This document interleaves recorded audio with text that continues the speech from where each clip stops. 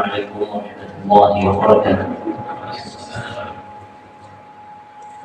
الحمد لله رب العالمين،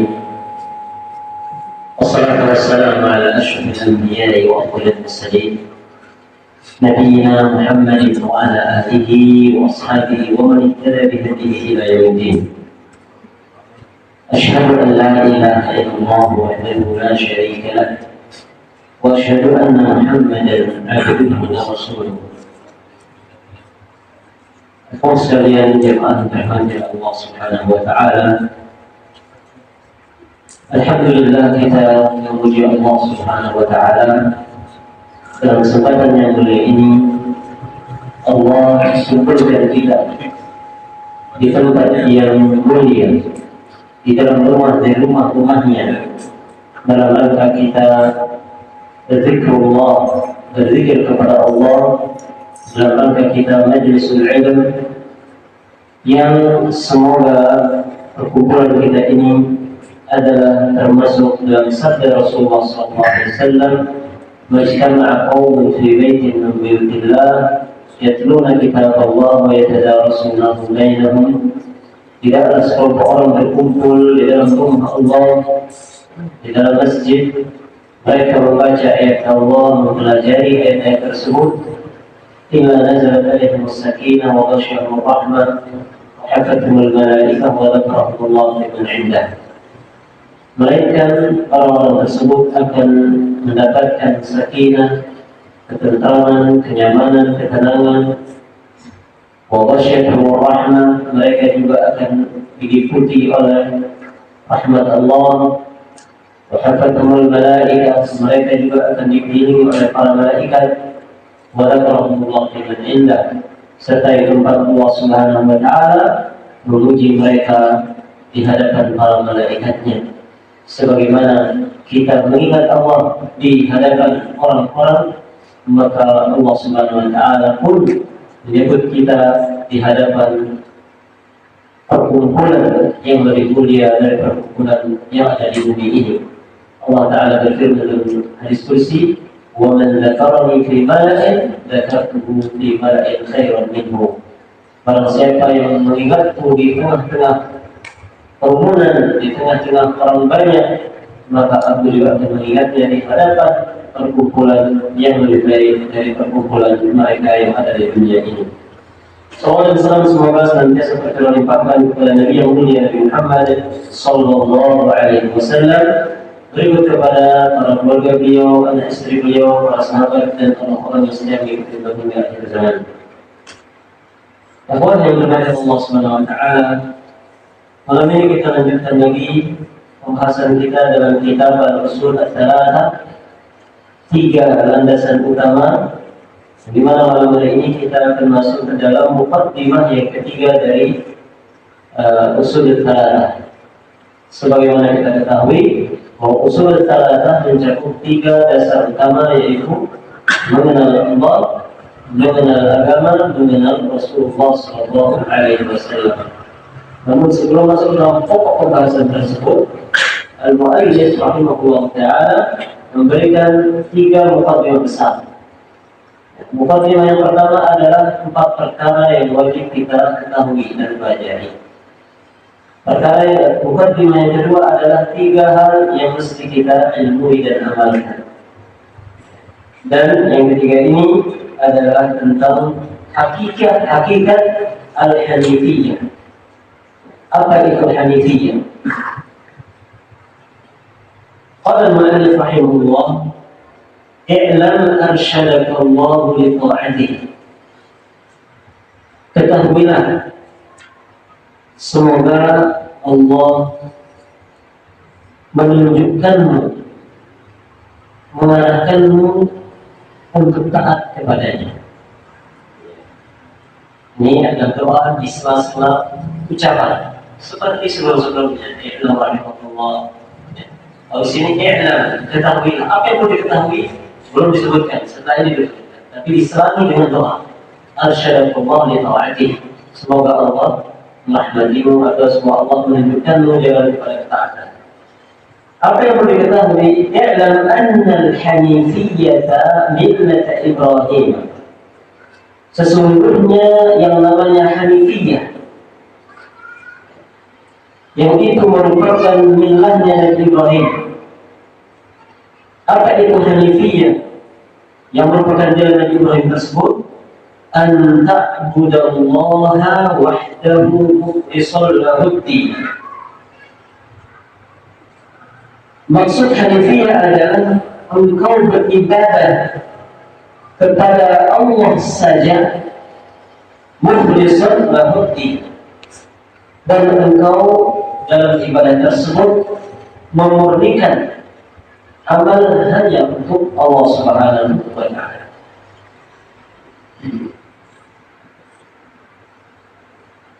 Itu adalah makna Hanifiyah, yaitu beribadah hanya kepada Allah saja, dan itu adalah agamanya Nabi Ibrahim. Dan ini sangat penting ditekankan, terutama kepada umat-umat yang ada di zaman Nabi Sallallahu Alaihi Wasallam. Apa itu? Bahwa Rasulullah SAW datang kepada manusia, di antara pesan besarnya adalah mengikuti milahnya Nabi Ibrahim. Dalam surat An-Nahl Allah Ta'ala berfirman ayat 123, ثم أوحينا إليك أن اتبع ملة إبراهيم حنيفا, dan kami wahyukan kepadamu wahai Muhammad agar mengikuti milahnya Nabi Ibrahim, agamanya Nabi Ibrahim yang hanif, yang murni bertauhid kepada Allah, dan musyrik, dan tidaklah Nabi Ibrahim termasuk dari orang musyrik. Kenapa penting? Karena orang musyrikin kota Mekah itu mereka mengklaim diri mereka sebagai pengikut Nabi Ibrahim. Mereka klaim bahwa agama yang mereka jalankan menyembah berhala itu adalah agamanya Nabi Ibrahim. Maka Al-Quran menegaskan tidak demikian agamanya Nabi Ibrahim. Agama Nabi Ibrahim adalah agama yang hanif, yang murni, ibadahnya bertauhid hanya kepada Allah Subhanahu wa Ta'ala. Maka jika kalian jujur dalam dakwah kalian, dalam klaim kalian bahwa kalian yang mengikut Nabi Ibrahim, maka lihatlah kepada Muhammad SAW, di mana dia betul-betul berjalan di atas agamanya Nabi Ibrahim.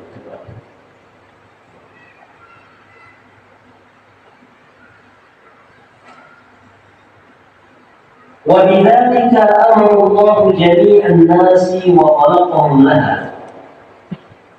Dan untuk perkara ini, perkara Hanifiyah yang artinya beribadah murni hanya kepada Allah, untuk inilah, dan dengan perkara ini Allah perintahkan seluruh manusia, dan Allah juga ciptakan mereka untuk hal ini, untuk masalah ibadah ini, atau bahasa lainnya tauhid, yaitu beribadah hanya kepada Allah. Dalam surat Dzariyat ayat 56 Allah Ta'ala berfirman, wa ma khalaqtul jinna wal insa illa liya'budun, yang artinya, dan tidaklah aku menciptakan jin dan manusia, dua bangsa manusia dan bangsa jin, melainkan liya'buduni, tujuannya adalah untuk menyembahku, beribadah kepadaku. Ya. Kata mu'allif, wa ma'na ya'buduni liwahiduni, dan arti dari kata-kata ya'buduni dalam ayat tadi, illa liya'buduni, maknanya adalah liwahiduni. Ya. Ini juga disebutkan oleh Imam Al-Qurtubi ketika menjelaskan ayat ini. Beliau mengatakan, untuk inilah tujuan Allah menciptakan ahlus sa'adah, ya, orang-orang yang akan bahagia, yaitu untuk apa? Liwahiduni, agar mereka mentauhidkan Allah. Jadi makna liwahiduni yaitu mentauhidkan Allah Subhanahu wa Ta'ala. Jadi perkara Hanifiyah ini beliau tidak diciptakan. Kita diperintahkan dengan perintah yang paling besar, yaitu perintah untuk beribadah kepada Allah Subhanahu wa Ta'ala. Sebagaimana tujuan kita diciptakan adalah untuk beribadah kepada Allah. Apa itu ibadah jemaah?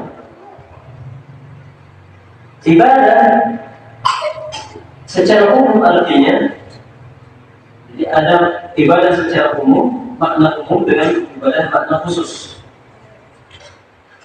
At-tadallul lillahi bil mahabbatan wa ta'ziman bi fi'li awamirihi wa ijtinabi nawahihi. Ibadah secara umum artinya at-tadallul lillah, menghinakan diri untuk Allah Subhanahu wa taala. Mahabbatan wa ta'ziman.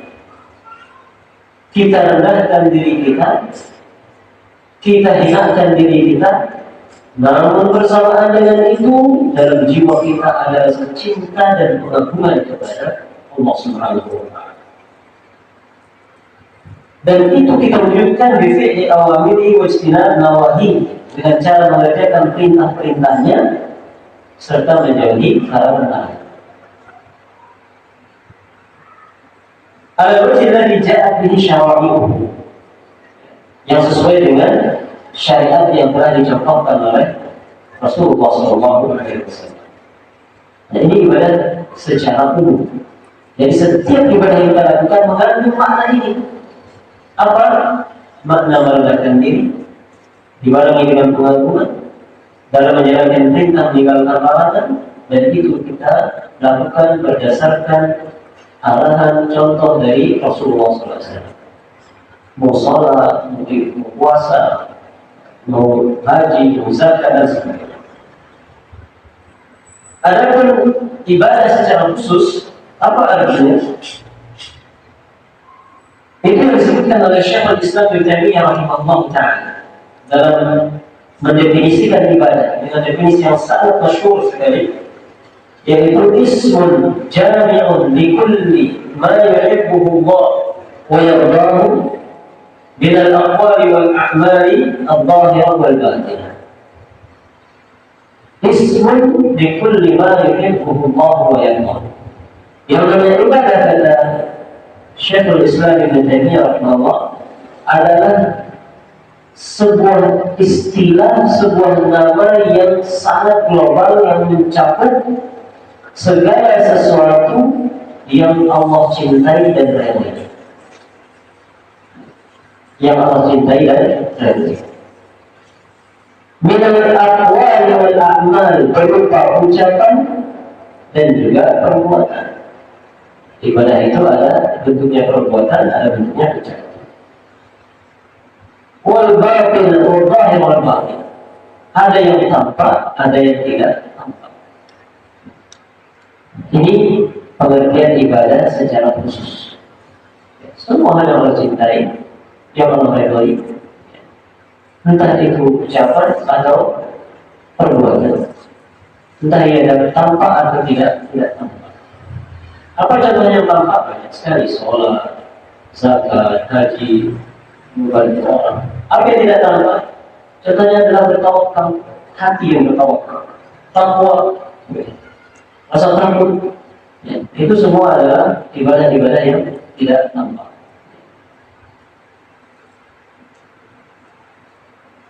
Allah Subhanahu wa taala mengatakan wa ma khalaqtul jinna wal insa illa liya'budun. Tidaklah aku ciptakan jin dan manusia kecuali untuk beribadah kepadanya.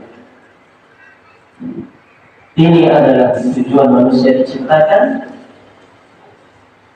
dan itu adalah tugas utama para rasul.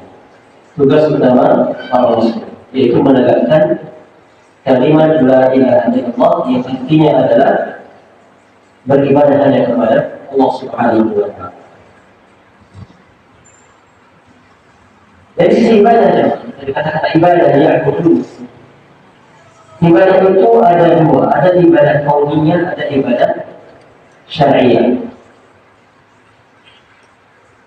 Ibadah kauniyah atau bahasa kita itu adalah ibadah yang secara alami tidak bisa ditolak. Semua manusia ini statusnya adalah hamba yang beribadah kepada Allah Subhanahu wa taala. Allah Ta'ala berfirman, in kullu man fis samawati wal ardi illa atir rahmani abda. Semua yang ada di langit dan di bumi ini tanpa terkecuali akan menghadap Allah dalam keadaan sebagai hamba. Sebagai hamba artinya mereka melaksanakan ibadah kauniyah, tunduk kepada Allah. Dan ibadah ini tidak memiliki keistimewaan apapun. Karena itu adalah hukum alamnya, kita tunduk kepada Allah Subhanahu wa taala. At-tadallul lillahi mahabbatan lahu wa ta'zima. Sebagai penjelasan tadi, bahwa ibadah itu merendahkan diri kepada Allah yang dibarengi oleh rasa pengakuan dan cinta kepada Allah Subhanahu wa taala. Dan semua makhluk ini tunduk. Jangankan yang taat, jangankan yang muslim, yang kafir, yang iblis sekalipun itu mereka tunduk kepada aturan Allah Subhanahu wa taala. Maka mereka masuk dalam kategori ibadah dari sisi kauniyah. Dan sekali lagi ini tidak memiliki keistimewaan. Berarti ibadah jenis kedua itulah yang istimewa, itulah yang berbuahkan surga ketika menjalankannya atau dalam ketika meninggalkannya. Yang disebut dengan ibadah syar'iyyah. Apa itu ibadah syar'iyyah? Wal wudu' li amrillah ta'ala asy-syar'i. Ialah tunduk terhadap perintah-perintah Allah yang syar'i. Wa hadhihi khassatun biman ata'a Allah ta'ala wattaba'a ma ja'at bihi rusul. Dan ini khusus bagi orang-orang yang taat kepada Allah dan mengikuti apa yang dibawa oleh para rasul. Itu ibadah syar'iyyah. Yaitu ibadah yang Allah perintahkan dan Rasulullah perintahkan. Itu ibadah syar'iyyah, seperti sholat, puasa, zakat, haji. Ini syar'iyyah semua. Maka yang mengerjakannya adalah orang-orang yang tergerak hatinya untuk mengerjakannya. Mereka yang tidak tergerak hatinya, mereka tidak kerjakan. Mereka tidak mengerjakan. Dan inilah sekali lagi ibadah yang memiliki nilai di sisi Allah SWT. Jika engkau menjalankannya, melaksanakannya, maka mendapatkan pahala di sisi Allah. Ketika meninggalkannya, maka sebaliknya akan terancam dengan adab dari Allah SWT. Wa a'zamu ma amara Allah bihi at-tauhid wa huwa ifradullah bil ibadah. Kata mu'allif rahimahullah, dan perkara terbesar yang Allah perintahkan adalah at-tauhid, yaitu perkara tauhid. Wa huwa, tauhid itu adalah ifradullah bil ibadah. Yang namanya tauhid adalah mengesahkan Allah di dalam ibadah. Mengesahkan Allah di dalam ibadah. Dan ini pemutlakan terhadap tauhid. Ketika tauhid dimutlakkan, apa itu tauhid? Maka kita katakan tauhid adalah mengesahkan Allah di dalam ibadah. Namun ketika dia dirinci, maka dia akan memiliki makna masing-masing. Karena mengesahkan Allah Subhanahu wa taala itu kalau diklasifikasikan dia akan masuk dalam 3 golongan. Ya. 3 golongan. Yang pertama, 3 kelompok atau 5. Pertama yaitu mengesahkan Allah di dalam perbuatan Allah. Wajib kita mengesahkan dalam perbuatan. Apa perbuatan Allah? Menciptakan. Dia menciptakan oleh Allah. Wajib kita esahkan Allah dalam menghidupkan, mematikan, memberikan rezeki, mengatur alam semesta ini, menguasai alam semesta ini. Hanya satu zat yang menguasainya, itu Allah Subhanahu wa taala. Ini yang disebut oleh para ulama sebagai tauhid dalam tataran rububiyah. Mengesahkan Allah di dalam perbuatan-perbuatan. Kategori yang kedua adalah tauhid, yaitu mengesahkan Allah di dalam perbuatan hamba yang Allah perintahkan. Bedanya sedikit. Kalau yang pertama tadi mengesahkan Allah dalam perbuatan Allah. Apa perbuatannya? Menciptakan, menghidupkan, mematikan, dan seterusnya. Yang kedua ini adalah kita esahkan Allah di dalam perbuatan hamba, perbuatan kita yang Allah perintahkan. Atau kata lainnya adalah ibadah. Wajib kita mengesahkan Allah di dalam ibadah. Ya. Setiap ibadah yang kita kerjakan jangan sampai ada niat memperuntukkannya kepada selain Allah. Karena ibadah itu hanya milik Allah SWT. Dan yang ketiga adalah mengesahkan Allah di dalam nama-nama dan sifat-sifat yang Allah miliki. Dengan cara bagaimana? Dengan cara menetapkan nama dan sifat yang ditetapkan oleh Allah dan Rasulnya, dan tidak menetapkan nama dan sifat melalui akal atau kias. Makanya dalam bab asma sifat tidak ada istilah dalil daripada sifat Allah ini adalah kias. Ya? Kenapa? Karena masalah nama dan sifat Allah murni itu dari Al-Quran dan Sunnah. Yang paling tahu nama Allah ya Allah sendiri. Yang paling tahu sifat Allah ya Allah sendiri.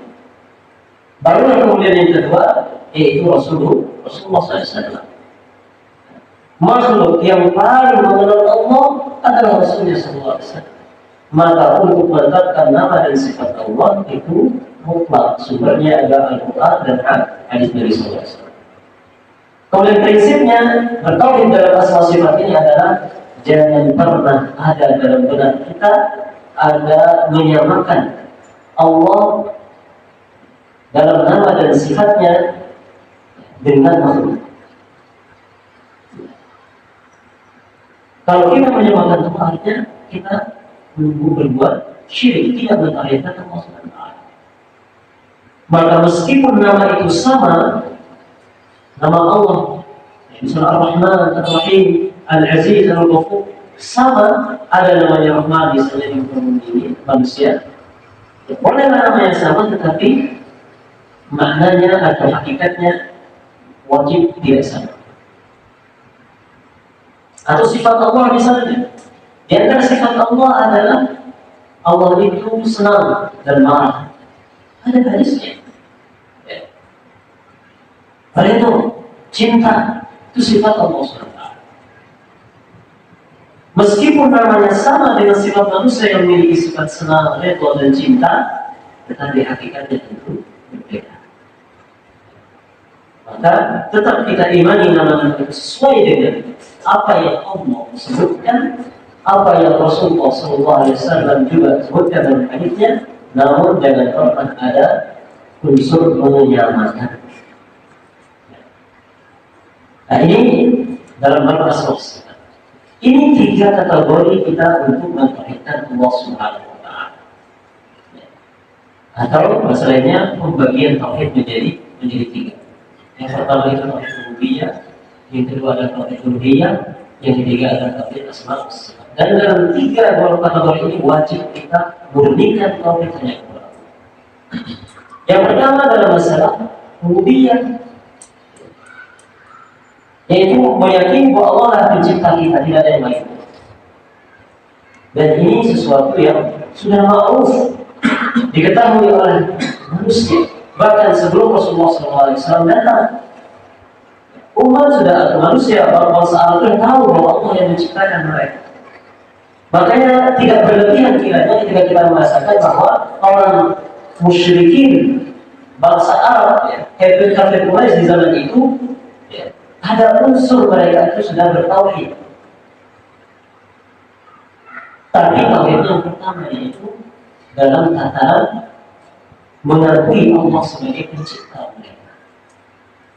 Karena Allah yang mengabarkan hal itu dalam banyak ayat dalam Al-Quran, dalam surat Yusuf, dalam surat Mu'minun, dalam surat Luqman. Allah katakan wala in sa'altahu man khalaqa la yaqulun. Apabila engkau bertanya oleh Muhammad kepada orang kafir, siapa yang menciptakan mereka? Mereka menjawab Allah. Tanyakan kepada mereka, saya memberikan rezeki yang menghidupkan dan mematikan. Mereka menjawab Allah. Jelas. Dan dalam tataran tauhid yang pertama ini tidak ada keistimewaan, karena ini sudah diakui oleh orang kafir dan itu ternyata tidak menjadikan perbedaan signifikan pada mereka.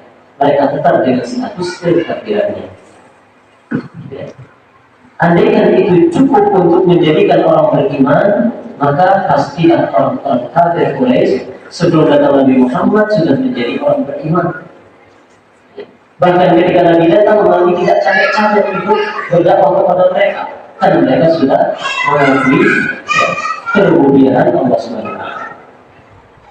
Namun seperti kita bilang tadi bahwa ini tidaklah menjadi hal yang spesial. Tetapi hal inti yang dibawa Rasulullah SAW ada pada tauhid yang kedua, yaitu mengesahkan Allah dalam perbuatan hamba atau dalam ibadah. Ini yang diseru oleh Rasulullah SAW kepada umat, agar mereka setelah menyatakan Allah itu esa dalam perbuatannya, dalam penciptaannya, dalam memberikan rezeki, dalam al-mulk, dalam menguasai alam semesta ini, harusnya mereka berlanjut kepada ibadah hanya untuk Allah Subhanahu wa Ta'ala. Namun tidak terjadi. Di situ ada sedikit kontradiktif antara sikap mereka meyakini Allah sebagai pencipta, namun dalam tataran praktek amal ibadah mereka tidak beribadah hanya kepada Allah. Mereka juga menyembah selain Allah Subhanahu wa Ta'ala. Maka ini yang dimurnikan oleh Rasulullah Sallallahu Alaihi Wasallam. Dan itulah sebab pertikaian besar antara para nabi dengan umatnya dalam masalah ibadah. Dan yang ketiga adalah tauhid uluhiyah, asma wa sifat. Apa sekali rahmat Allah Subhanahu wa Ta'ala, permasalahan atau masalah perkara terbaginya tauhid menjadi tiga ini perlu kita ketahui bahwa ini sifatnya adalah ijtihadi yang berangkat dari istihad. Ini berdasarkan kepada penelitian, pendalaman terhadap nas-nas Al-Quran dan Sunnah oleh para ulama, maka disimpulkan bahwa tauhid itu kalau kita klasifikasikan dia akan terbagi menjadi tiga. Memang kalau kita cari dalam Al-Quran yang mengatakan tauhid ada tiga, tidak ketemu. Atau dalam hadis Nabi mengatakan tauhid itu salah satu anwa, tidak ada. Tetapi ini berangkat dari apa? Dari hasil pengamatan dan penelitian para ulama. Apakah itu suatu yang tidak boleh mengungkap? Tidak. Justru seperti ini adalah cara-cara metode untuk membuat kita mudah memahami perkara. Analoginya adalah seperti rukun Islam, rukun salat misalnya, rukun wudu. Adakah di dalam Al-Quran atau dalam hadis Nabi mengatakan arkanul wudu sifatun, rukun wudu itu ada 6? Tidak ada. Atau arkanus salat rukun salat 13? Tidak ada. Rukun puasa ada 2 misalnya? Tidak ada. Tetapi para ulama membaca dan melihat hukum ini, maka ditetapkan. Dan kita pun sebelum ulama sepakat bahwa hal tersebut tidak masalah.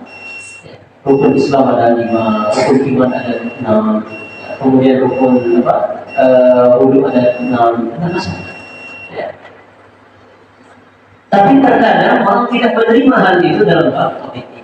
Oh, dianggap pembagian yang bukan, pembagian yang bid'ah dan baru. Bahkan lebih parah lagi mengatakan bahwa pembagian tauhid menjadi 3 itu sama seperti Trinitas, Tuhan Bapa, Tuhan Ibu, Tuhan Anak. Padahal kalau sedikit saja berpikir, ketika kita mengatakan tauhid rububiyah dan uluhiyah dan asma sifat, itu maksudnya kepada siapa? Allah SWT. Mengesahkan Allah dalam perbuatannya, Allah perbuatan Allah. Mengesahkan Allah dalam ibadah, untuk siapa? Untuk Allah. Mengesahkan Allah dalam nama-nama, siapa nama-nama? Allah SWT. Tidak ada terlintas. Justru gaya atau cara memahami seperti tadi menuduh bahwa pembagian tauhid ini menjadi 3 adalah bentuk terlintasnya orang-orang salafi. Ini cara berpikir yang keliru. Bahkan ini ada kesamaan dengan gaya berpikirnya kelompok yang sangat batil dalam Islam, namanya Mu'tazilah atau Jahmiyah. Jahmiyah ini adalah kelompok yang mengingkari nama-nama dan sifat Allah. Ya, Allah tidak punya nama, Allah tidak punya sifat. Itu katanya. Jadi terus Al-Quran mengatakan Ar-Rahman Ar-Rahim. Itu bagaimana? Enggak, Allah bukan Rahman Ar-Rahim. Ya, dibiarkan. Terus bagaimana sifat Allah? Apalagi sifat Allah? Tidak. Terus polos, enggak ada. Tahu apa sebabnya mereka menolak? Mereka mengatakan kalau kita tetapkan nama-nama Allah ini adalah Rahman Ar-Rahim, Ghafar, Allah, Aziz, dan seterusnya. Apalagi sifat-sifatnya, artinya ada banyak yang disembah. Jadi mereka berpikir, mereka memahami setiap menetapkan nama, artinya ada sosok baru lagi, ada sosok baru lagi. Sementara Allah itu esa. Kalau kita tekan nama-namanya berarti ada pihak-pihak yang banyak sesuai dengan jumlah namanya. Akhirnya mereka putuskan untuk menolak semua nama. Kalau mereka menolak tauhid dengan analogi dan cara berpikir seperti tadi, itu mirip-mirip dengan gaya Mu'tazilah atau Jahmiyah tadi. Dimana? Maka sekali lagi, pembagian tauhid menjadi tiga ini adalah hasil daripada pengamatan para ulama. Boleh kita tidak mengambil tiga macam tauhid ini? Ya boleh. Tidak memakai tiga istilah ini, tetapi intinya engkau bertauhid dengan murni di dalam tiga koridor tadi, walaupun tidak penting. Makanya kalau kita lihat ulama-ulama terdahulu membagi tauhid ini menjadi dua. Ada namanya tauhid khabariyah dan tauhid tolak. Khabariyah ya bentuknya seperti rububiyah, uluhiyah dan asma wa sifat. Tolak, tauhid tolabiyah itu adalah tauhid ibadah. Yang kedua tadi, yang ditolak artinya dituntut kita untuk melakukan sesuatu yaitu ibadah kepada Allah Subhanahu wa Ta'ala. Baik. Wa amru ma'ruf bil tauhid, dan perkara yang paling besar yang Allah perintahkan kepada kita adalah bertauhid, yaitu mengesahkan Allah di dalam ibadah. Wa a'zamu ma naha anhu asy-syirk, dan larangan yang paling besar yang dilarang oleh Allah Subhanahu wa Ta'ala adalah kesyirikan. Kesyirikan. Wahum syirik itu adalah da'watu ghairihi ma'ahu, yaitu beribadah kepada Allah, beribadah kepada selain Allah sama seperti kepada Allah Subhanahu wa Ta'ala. Jadi kalau dipaparkan dua perkara ini, ada perkara perintah, maka perintah yang paling besar adalah perintah bertauhid. Ada masalah larangan, maka larangan yang paling besar adalah larangan dari kesyirikan. Maka ketika membayangkan, mengurutkan hal-hal yang diperintahkan oleh Allah, apapun itu perintahnya, sebesar apapun, dia pasti dibawa ke mereka. Diperintahkan jihad, diperintahkan untuk bersedekah, diperintahkan memelihara anak yatim, diperintahkan untuk berbuat baik. Semua perintah ini tetap tauhid adanya. Maka salah kalau orang memperhatikan perintah-perintah di bawahnya, sementara mereka melalaikan perintah yang paling besar. Ya, ini namanya skala prioritas, dan itu adalah kita sepakat besar. Dalam menghadapi semuanya hal, banyak tugas, mana yang diprioritaskan? Mana yang memiliki kewajaran hak untuk diprioritaskan. Akan sangat keliru kita memprioritaskan hal yang di bawah, sementara yang utama kita belum tuntas. Demikian ketika melihat daftar isi daripada larangan Allah SWT, 1, 2, 3, ada larangan berzina, ada larangan membunuh, ada larangan mencuri, ada larangan korupsi, ada larangan, semua larangan itu yang paling tinggi adalah larangan syirik kepada Allah. Ini harus bertahan betul dalam diri kita. Jangan sampai nanti kita begitu mengingkari sebuah kemungkaran, pengingkaran yang sangat besar, sementara dalam memandang kesyirikan santai, semua kemana-mana. Enggak begitu, harusnya kesyirikan yang paling kita ingkari. Kenapa? Karena dia larangan Allah yang paling puncak. Sementara larangan lain, mungkar tetap mungkar, tetapi kualitasnya tidak setinggi, tidak sehebat kesyirikan. Sallallahu alaihi wasallam bersabda dalam hadis qudsi, Allah Ta'ala berfirman, ya ibadah, لو أتيتني بقراب الأرض خطايا لأتيتك ولم تشرك بي شيئا لأتيتك بقرابها مغفرة. Wahai hamba-Ku, jika kalian menghadap kepadaku dengan membawa dosa yang sangat banyak memenuhi bumi ini, memenuhi bola dunia ini sudah penuh dunia ini dengan dosa. Lalu walau tusyriku bi syai'an, dan kamu dalam dosa-dosa ini tidak ada daftar dosa kesyirikan selain kesyirikan membawa, maka ketahuilah aku pun akan menyambutmu dengan ampunan sepenuh bumi juga. Catatannya apa tadi? Dosa itu tidak ada kategori dosa syirik. Tapi sebaliknya, semua dosa ditinggalkan, namun dosa syirik yang dilakoni, anjing. Allah Ta'ala mengatakan kepada Rasulullah SAW, "Lakin asyrakta la yahbatanna amaluka wa la takunanna minal khasirin." Wahai Muhammad, apabila engkau berbuat syirik, maka akan lebur amal-amalmu, hancur amal-amalmu, dan engkau akan termasuk dalam golongan orang-orang yang merugi. Ini jadi perintah yang paling besar adalah perintah kepada tauhid, dan dosa yang paling besar adalah dosa tentang kesyirikan. Kemudian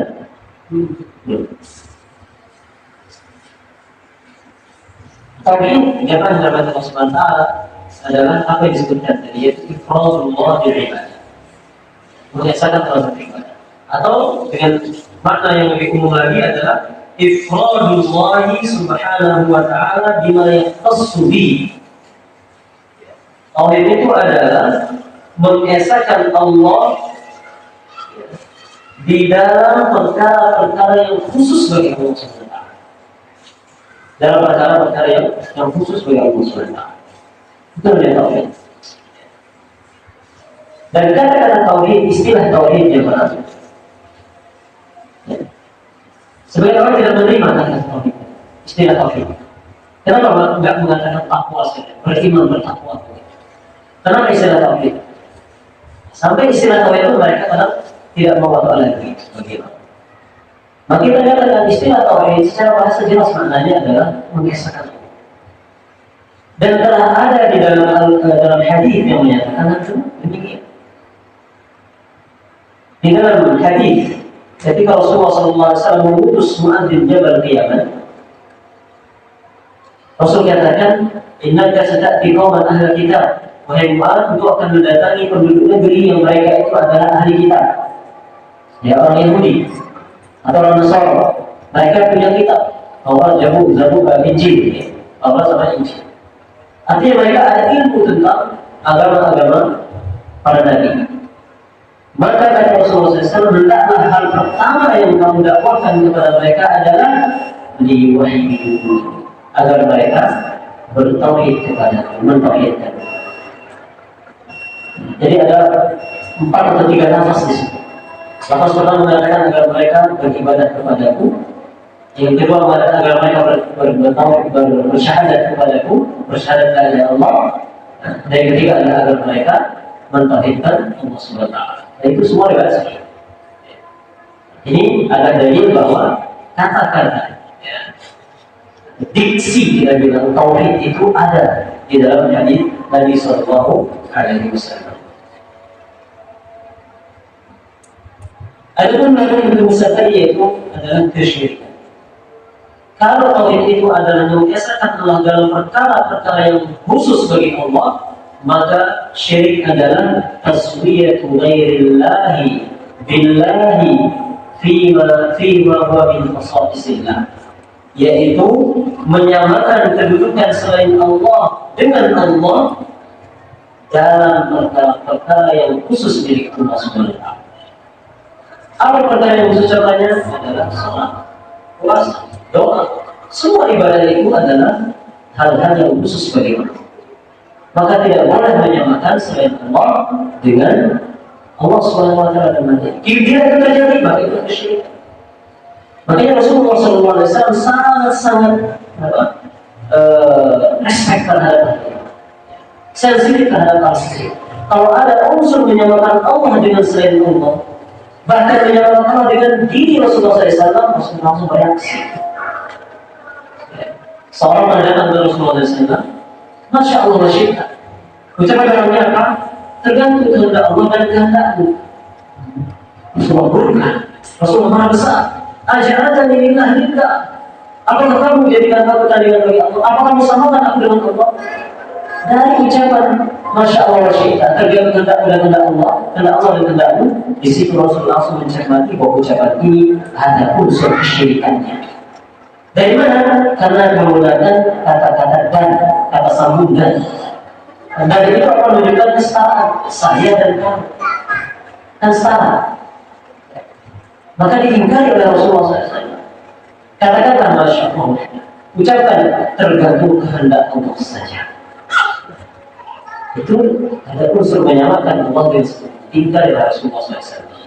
Maka kita pun sebagai umat mesti memahami ya, dan memegang teguh prinsip bahwa perintah paling besar adalah tauhid dan larangan yang paling besar adalah syirik, yaitu menyamakan Allah dengan selainnya dalam perkara-perkara yang khusus bagi Allah Subhanahu wa taala. Allah taala berfirman, "Wa'budullaha wa la tusyriku bihi syai'an." Hendaklah kalian beribadah hanya kepada Allah dan jangan kalian menyembah atau bersekutukan Allah dengan selainnya. Allah taala